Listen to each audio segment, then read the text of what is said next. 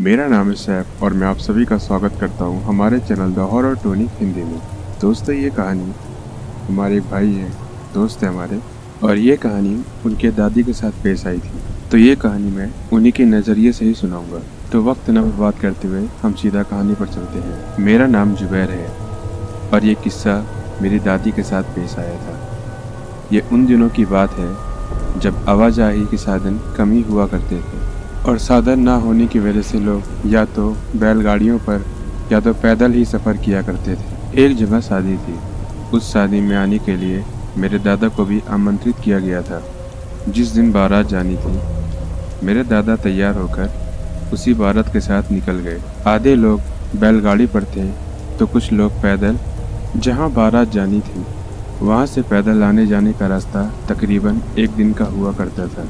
बारात तकरीबन रात के समय वापस आ जाती, लेकिन बारात को वापस आने में काफ़ी देर हो चुकी थी। इधर दादी दादाजी का इंतज़ार कर रही थी। इतनी देर में चारपाई पर इंतज़ार करते करते दादी की आंख लग गई। कुछ समय बाद चारपाई पर कोई आकर बैठा। दादी की आंख खुल गई। क्या देखती हैं कि उनके साइड में दादाजी आकर बैठे हुए हैं। दादी ने पूछा, आ गए आप?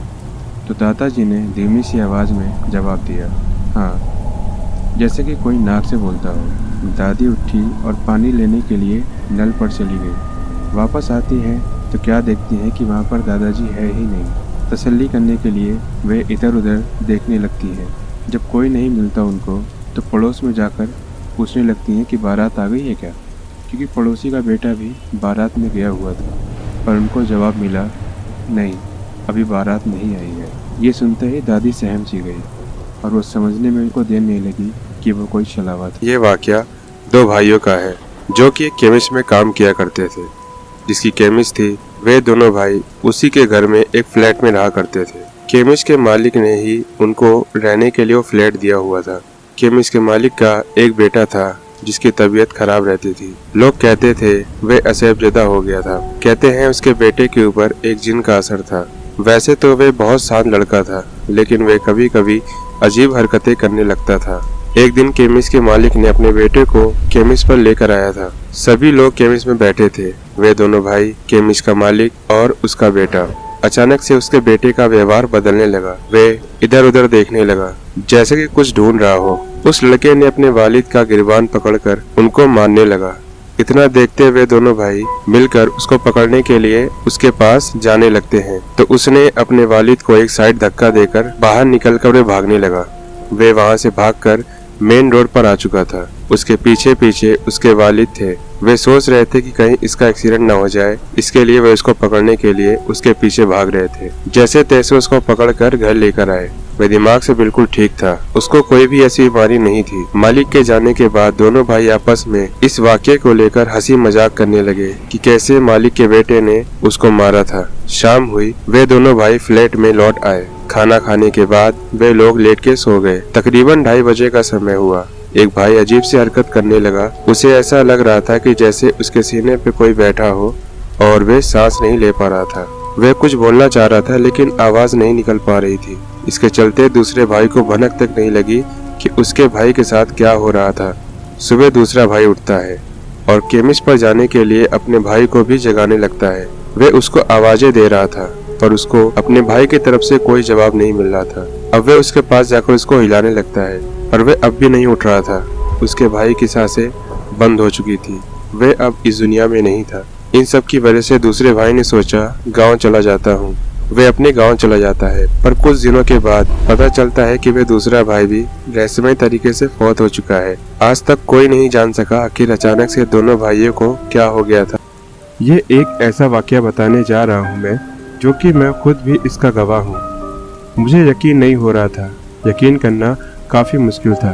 मैं छुट्टियों में अपने गांव गया हुआ था। वाकया मामू की लड़की का है। लोग कहते थे उनके ऊपर एक बुरे जिन का साया था। हमने गांव में 2 से 3 दिन तो आराम से बिताए। उसके बाद वाकयात पेश आने शुरू हो गए थे। चौथे दिन वह हमारे साथ बैठी बातें कर रही थी। रात को अचानक से वह अपना सर दीवार पर मारने लगी। कुछ देर पहले तक तो वह बैठी बातें कर रही थी, पर अचानक से ही ऐसा करना शुरू कर दिया था इन्होंने। उनके दीवार पर सर मारने की वजह से उनके सर पे चोट लग गई थी, जिसकी वजह से उनके सर से खून निकलने लगा था। फिर 2-4 लोगों ने मिलकर उनको पकड़ा।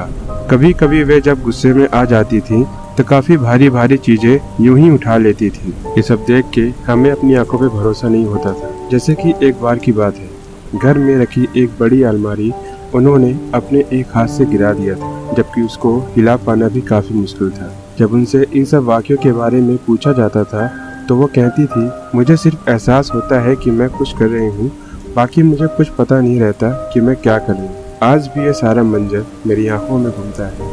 फिर उनका रूहानी इलाज कराया गया, जिससे वे अब ठीक है। तो बढ़ते हैं अगली कहानी की तरफ। ये कहानी मैंने पिंटरेस्ट से ली है। मेरे बड़े पापा इंडिया अपने चचेरे भाई से मिलने आए थे।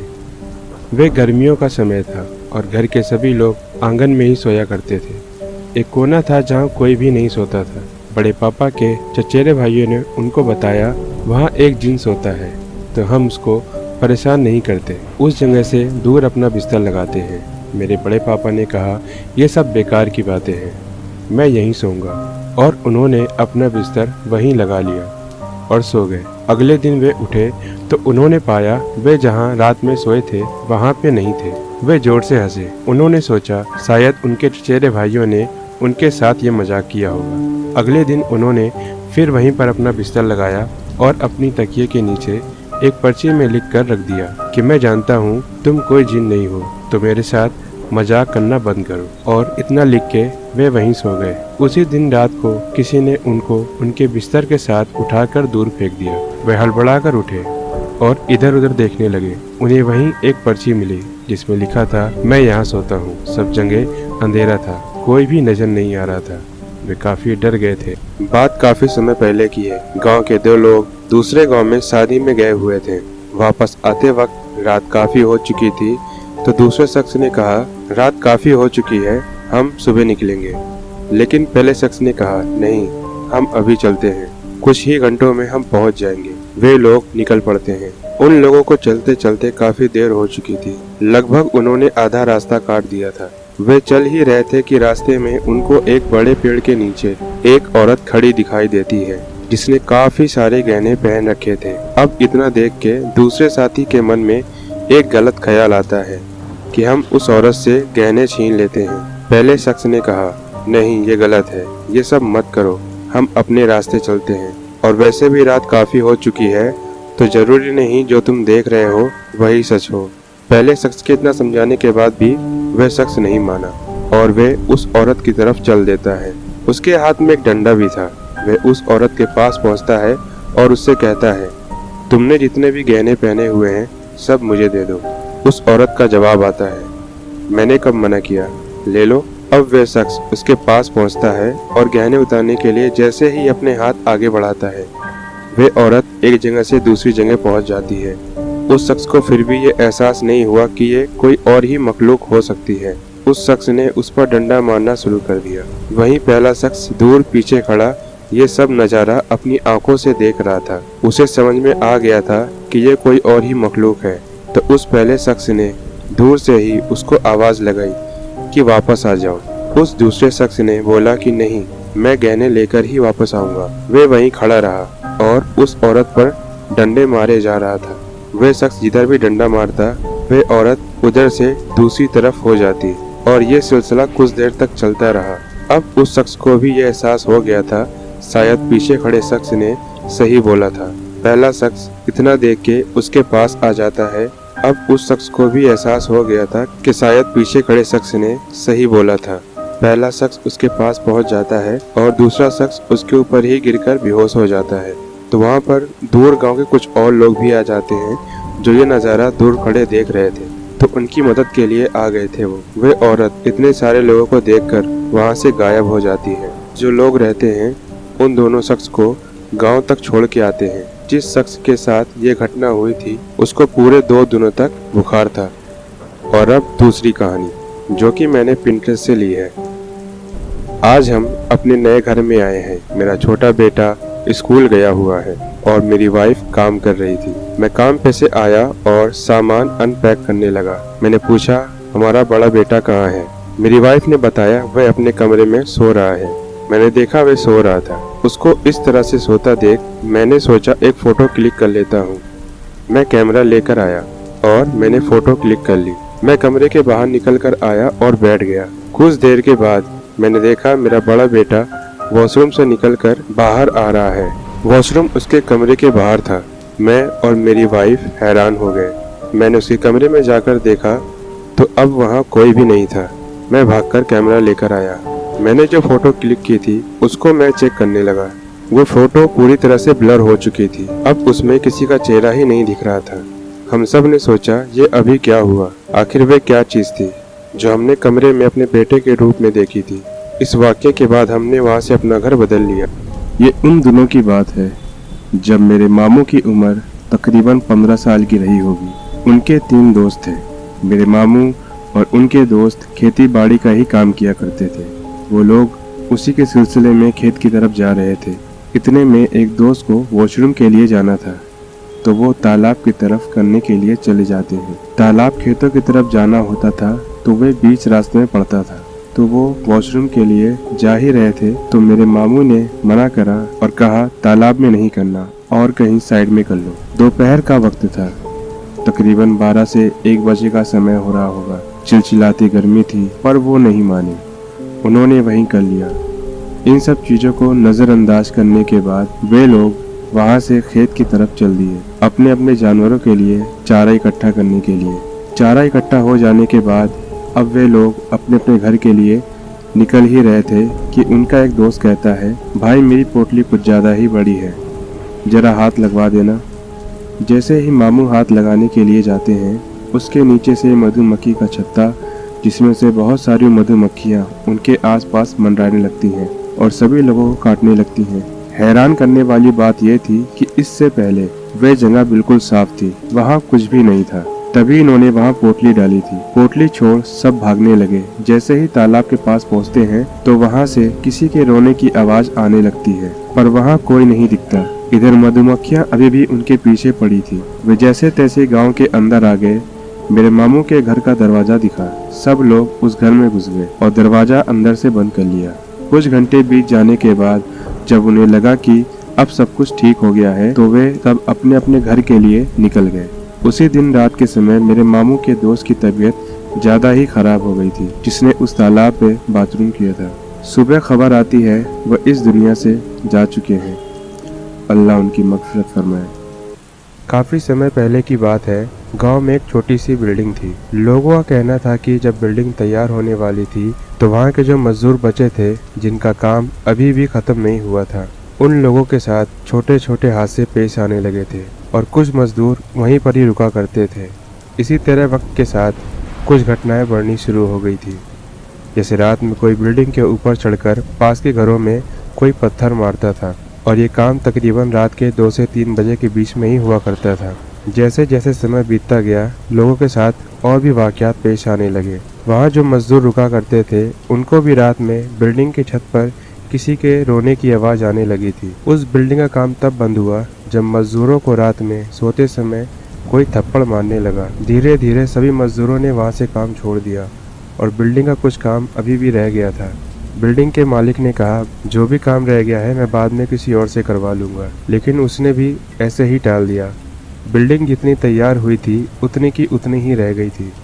तकरीबन 2 से 3 महीने तक तो वहाँ कोई भी वाक़यात पेश नहीं आया। उसके बाद गांव के सभी लोगों को किसी के चीखने की आवाज़ें आने लगी थी, पर वे आवाज़ें गूंजती थी जिससे गांव के सभी लोग हैरान हो जाते थे कि ये आखिर आवाज़ें आती कहाँ से हैं। कई दिनों तक तो ऐसे ही चलता रहा। एक दिन गांव के कुछ लोगों ने सोचा आज हम पता लगाते हैं कि यह आवाज़ें आखिर आती कहाँ से हैं। किसी का भी ख्याल नहीं था कि यह आवाज़ें उसी बिल्डिंग से आती होंगी, क्योंकि 2 से 3 महीने तक तो वहाँ कोई भी वाक़यात पेश नहीं आया था। तो इधर गांव के कुछ लोग बैठे आवाज़ आने का इंतज़ार कर रहे थे। तकरीबन 2:30 बजे के समय आवाज़ आनी शुरू हो गई। पहले तो किसी के सिसक सिसक के रोने की आवाज़ गूंज रही थी। कुछ देर के बाद धीरे धीरे वे आवाज़ें चीखने में बदल गई। हद तो तब हुई जब तकरीबन 3 बजे और फिर वे चीखने और चिल्लाने की आवाज़ें अब हंसने की आवाज़ में बदल गई थी। इधर गांव के सभी लोग अब डरने लगे थे। डर और हैरानी उनके चेहरे पर देखी जा सकती थी। सभी ने थोड़ी हिम्मत बांधी और आवाज़ का पता लगाते लगाते वे लोग उसी बिल्डिंग के नीचे आकर खड़े हो गए थे। तब उनको लगा कि शायद आवाज़ इसी बिल्डिंग से आ रही है। वे लोग बिल्डिंग के और पास गए। उनको ये बात पक्की हो गई कि ये आवाज़ इसी बिल्डिंग से ही आ रही है। सब डर गए। किसी की भी हिम्मत नहीं हो रही थी कि अंदर जाके देखे कि आखिर ये आवाज़ निकाल कौन रहा है। कुछ समय सोचने के बाद कुछ गांव के लोग तैयार हो गए अंदर जाने के लिए। गांव के कुछ लोग मिलके हिम्मत करके बिल्डिंग में घुस जाते हैं। बिल्डिंग में आने के बाद उन लोगों को असल डर का एहसास हुआ। उन लोगों का दिल जोरों से धड़क रहा था, जिसकी आवाज़ साफ सुनी जा सकती थी। सब के सब लोग पसीने में भीग चुके थे। पूरी बिल्डिंग में किसी के तेज तेज हंसने की आवाज़ आ रही थी। सोच के ही डर लग जाता है कि रात का समय हो और ऐसा मंजर हो तो क्या हाल हो किसी का। उन्हें सामने एक सीढ़ियाँ दिखती हैं। वे लोग ऊपर चढ़ने लगते हैं। जैसे जैसे वे लोग ऊपर जा रहे थे वैसे ही वैसे आवाज़ कम होती जा रही थी। अब उन लोगों ने सोचा कुछ भी नहीं है, शायद कोई बिल्ली या और कोई जानवर होगा। अब जैसे ही वे लोग नीचे उतरने लगते हैं फिर उनके शरीर डर से जम जाते हैं। वे आवाज़ अब बढ़ रही थी। वे नीचे उतर रहे थे। अब उनसे बर्दाश्त नहीं हो पा रहा था। अब हद हो चुकी थी। डर उनके दिलों में घर कर बैठा था। फिर एक और आवाज़ आई। अब यह आवाज़ उन लोगों को उस बिल्डिंग से निकलने पर मजबूर ही कर दिया था। चीखने की आवाज़। ऐसा लग रहा था जैसे कोई तेजी से उनकी तरफ आ रहा हो। पहले चौथा फ्लोर, फिर तीसरा फ्लोर और फिर दूसरा फ्लोर। वे लोग अभी नीचे ही खड़े थे। कोई चीज पहले फ्लोर पर आकर रुकी। उन लोगों ने एक चीज देखी जिसके 2 सींग थे और 8 से 9 फीट की चीज थी वो, और वो गुर्रा रही थी। ये देखना था कि सभी के सभी गिरते पड़ते दरवाजे से बाहर निकलने लगे। जो शख्स पीछे था उसको किसी चीज ने पकड़ने की कोशिश की। सिर्फ उसका कपड़ा उसके हाथ में आया और वो दरवाजे से बाहर निकल गया। वे लोग उस बिल्डिंग से निकलकर काफी दूर आ चुके थे। अब वे लोग गांव पहुंचते हैं और ये सारी घटना सभी गांव के लोगों को बताते हैं। सभी ने उस बिल्डिंग से अपने अपने घर दूर कर लिए। कहते हैं आज भी वे जगह है, लेकिन वहाँ कोई भी आसपास घर ना होने के कारण वो पूरा जंगल बन चुका है और वहाँ कोई भी आता जाता नहीं है। गांव के सभी लोगों को वहाँ आने जाने से रोक लगा दी गई है। कहते हैं परिवार के 4 मेंबर्स थे जो एक किराए के मकान में रहा करते थे। उस घर में उन्हें शुरू के कुछ महीने तो अच्छे से गुजर गए। उन्हें कोई भी दिक्कत नहीं पेश आई। एक दिन सभी जब एक साथ बैठे आपस में बातें कर रहे थे, घर के एक मेंबर ने कहा, क्या आप में से रात में कोई उठता है, टहलता है कोई उठकर? सभी ने इस बात से इनकार कर दिया।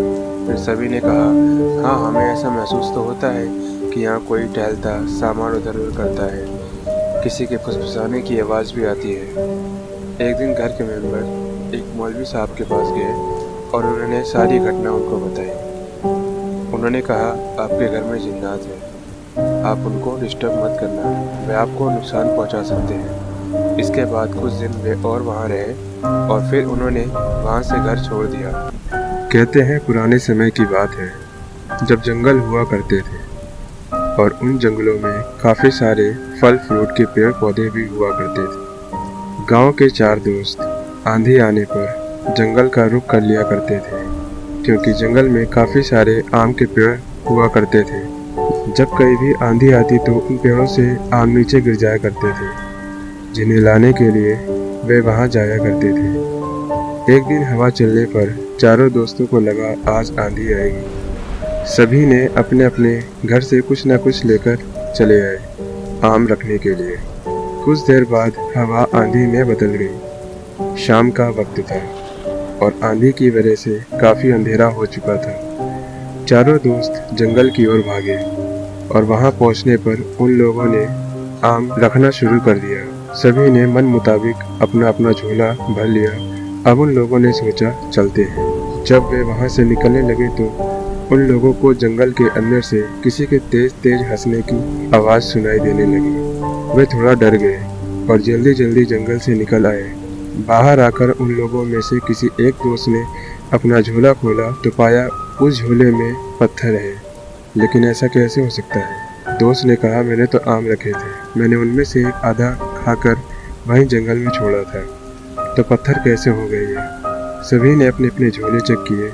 सभी के झोलों में आम नहीं पत्थर थे, और वे ऐसे पत्थर थे जो इस गांव में किसी ने नहीं देखे थे। वे डर गए। अचानक जंगल में से किसी ने एक आधा खाया हुआ आम इन लोगों की तरफ फेंका। वे चौंक गए और फिर वैसे ही हंसी की आवाज़ आने लगी जैसे जंगल में लोगों को सुनाई दी थी। उन लोगों ने अपने अपने झूले छोड़ दिए और अपने अपने घर की तरफ दौड़ लगा दी। उन सभी लोगों को बहुत तेज बुखार हो गया था। घर वालों के पूछने पर उन्होंने सारी घटना बताई। घर वालों ने लोगों को शाम के बाद जंगल में जाने से मना कर दिया और बताया वे जिन्नात थे जिन्होंने तुम्हारे साथ छोटा सा मजाक किया था। मैं पास के एक गांव के रास्ते से दूसरे गांव जा रहा था। पहले ज़्यादा साधन नहीं हुआ करते थे। लोग पैदल या बैलगाड़ी पर ही सफ़र किया करते थे। जब कहीं लोग जाते थे तो वे काफ़ी दिनों का सफ़र हुआ करता था, तो लोग अपने इंतजामात देखकर घर से निकला करते थे। मैं अपने पास ही किसी गांव में जा रहा था, जहां जाने में मुझे 2 से 3 दिन का समय लगना था। सफ़र के पहले दिन मैं काफ़ी थक गया था, तो मैंने वहीं कहीं सर छुपाने की जगह ढूंढनी शुरू की। मुझे एक झोपड़ी दिखाई दी जहाँ पर एक बूढ़ी औरत खड़ी थी, तो मैं झोपड़ी के पास जाकर उनसे बोला, क्या मुझे यहाँ पर सर छुपाने की जगह मिलेगी? तो उसने बोला, हाँ ठीक है, अंदर आ जाओ। अंदर एक चिराग जल रहा था। उस बूढ़ी औरत ने मुझे खाने के लिए पूछा। मैंने मना नहीं किया क्योंकि मैं थका था और भूख भी बहुत तेज़ लगी थी मुझे। चिराग की रोशनी में मैंने खाना खाया। कमरे के दूसरी ओर इशारा करते हुए उस बूढ़ी औरत ने कहा, तुम वहाँ जाकर सो जाओ, मैं वहाँ तुम्हारा बिस्तर लगा चुकी हूँ। चिराग बिल्कुल घर के बीच में जल रहा था, जिसकी वजह से मुझे नींद नहीं आ रही थी। मैं सो नहीं पा रहा था। मैंने सोचा मैं उसको बुझा देता हूँ। उससे पहले मुझे उस बूढ़ी औरत से इजाज़त लेनी चाहिए। मैंने उस बूढ़ी औरत को बुलाया। उसने जवाब नहीं दिया। दूसरी बार बुलाने पर उसने कहा, बताओ क्या हुआ? तो मैंने उससे कहा, आपको अगर ठीक लगे तो क्या मैं ये चिराग बुझा सकता हूँ? मुझे सोने में दिक्कत हो रही है। तो उस बूढ़ी औरत ने कहा, क्यों नहीं, मैं बुझा देती हूँ ना। तभी उसने एक लंबी जीभ निकाली और उस चिराग को अपनी लंबी जीभ से बुझा दिया। मुझे विश्वास नहीं हो रहा था। यह भी क्या हुआ? मैंने भी क्या देखा? मेरे पूरे बदन में एक कपकपी सी दौड़ गई और वे हंसते हुए मुझसे कहने लगी, सो जाओ। अगली सुबह जब मेरी आँख खुली तो जंगल के बीच में था और कुछ गांव वालों से घिरा हुआ था। मैं वहाँ से अपने घर लौट आया। मुझे आज भी याद है, जब मैं छोटा था तो मेरी माँ अक्सर मुझे इस बात से खबरदार करती थी कि तुम कभी नीचे बेसमेंट में नहीं जाना। लेकिन मैं देखना चाहता था नीचे से जो शोर आता है, जो कि एक छोटे कुत्ते के भौंकने के जैसा था। असल में मैं उसे देखना चाहता था। इसलिए एक दिन मैंने बेसमेंट का दरवाज़ा खोला और नीचे शोर की तरफ जाने लगा और मुझे वहाँ कुछ भी नहीं दिखाई दिया। इतने में मैं और नीचे जाने लगा। मैंने किसी की परछाई देखी, लेकिन इतने पर मेरी माँ ने मुझ पर चिल्लाया और मुझे खींचते हुए तहखाने से बाहर निकाला और मुझे खूब डांटा। माँ ने पहले कभी मुझे इतना नहीं डांटा था और इस बात से मैं काफ़ी नाराज़ भी हुआ था। मैं उस दिन बहुत रोया। फिर माँ ने मुझे कहा कि बेटा, मैंने आपको रोका था बेसमेंट में जाने के लिए, फिर भी आप नीचे क्यों चले गए थे? इतना कहते हुए माँ ने मुझे बिस्किट का पैकेट थमा दिया, जिससे मैं चुप हो गया और बिस्किट खाने लगा। मैं अब और बात नहीं करना चाहता था, इसलिए मैंने ये बात अपनी माँ से नहीं बताई कि बेसमेंट में एक लड़का था जो कि किसी छोटे कुत्ते की तरह आवाज़ निकाल रहा था और उसके एक हाथ और एक पैर नहीं था।